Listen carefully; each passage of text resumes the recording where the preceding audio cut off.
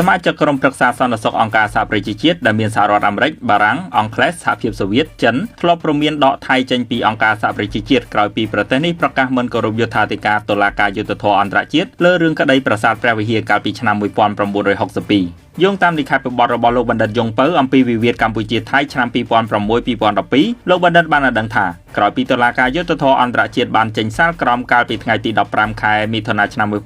1962ថាប្រាសាទព្រះវិហារស្ថិតនៅក្នុងដែនដីកម្ពុជាមួយថ្ងៃក្រោយមកសេនាប្រមុខសរិទ្ធឋានរដ្ឋនាយករដ្ឋមន្ត្រីថៃបានធ្វើសន្និសីទនៅប្រលានយន្តហោះឈៀងម៉ៃដោយច្រានចោលសេចក្តីសម្រេចនេះនិងបញ្ជាក់ថាប្រទេសថៃនៅតែមានអធិបតេយ្យលើប្រាសាទព្រះវិហារដដែលនិងបញ្ជាឲ្យកងទ័ពថៃត្រៀមចូលទៅកាន់ទីតាំងប្រាសាទទៀតផងលោកបានបញ្ជាក់មកកម្ពុជាថ្មីបន្ថែមផងដែរថា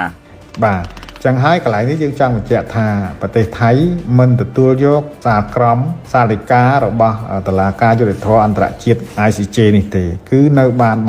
បង្ហាញនៅភាពកក្លឿនដោយអសិលធម៌ទៅលើច្បាប់អន្តរជាតិតែទោះយ៉ាងណាក៏ដោយទាំងប្រទេសបារាំងប្រទេសប៉ូឡូញសហរដ្ឋអាមេរិកនិងបណ្ដាមហាអំណាចមួយចំនួនមិនសប្បាយចិត្តនឹងអេរយាប័តនយោបាយរបស់ថៃនោះទេលោកបណ្ឌិតបានបន្ថែមថាពេលនោះអន្តរជាតិបានព្រមានថៃថាប្រទេសនេះបានបង្ហាញអាកប្បកិរិយាអសិលធម៌ហើយបើមិនគោរពសេចក្តីសម្រេចរបស់តុលាការយុត្តិធម៌អន្តរជាតិនោះទេសកម្មភាពនេះវានឹងបង្កឲ្យមានបញ្ហាក្នុងកិច្ចការអន្តរជាតិរហូតដល់ក្រុមប្រឹក្សាសន្តិសុខអង្គការសហប្រជាជាតិដែលមានប្រទេសបារាំងអង់គ្លេសអាមេរិកសហភាពសូវៀតចិនព្រមមានដកថៃចេញពីអង្គការសហប្រជាជាតិថែមទៀតប្រទេសមហាអំណាចបានដាក់ព្រមានដល់ប្រទេសថៃថានឹងត្រូវបញ្ឈប់ពីតួនាទីជាសមាជិកអង្គការសហប្រជាជាតិប្រសិនបើប្រទេសថៃមិនព្រមទទួលយកនៅសាលក្រមរបស់តុលាការអន្តរជាតិបើមិនព្រមលះបង់ចោលនៅប្រាសាទព្រះវិហារនិងទឹកដីមួយចំនួនដែលខ្លួនកាន់កាប់ដោយខុសច្បាប់នោះទេការព្រមាននេះហើយទើបធ្វើឲ្យថៃសុកចិត្តប្រគល់ឲ្យខ្មែរវិញនៅប្រាសាទព្រះវិហារនិងគោរពនៅសេចក្តីសម្រេចតុលាការយុត្តិធម៌អន្តរជាតិនៅថ្ងៃទី21ខែមិថុនាឆ្នាំ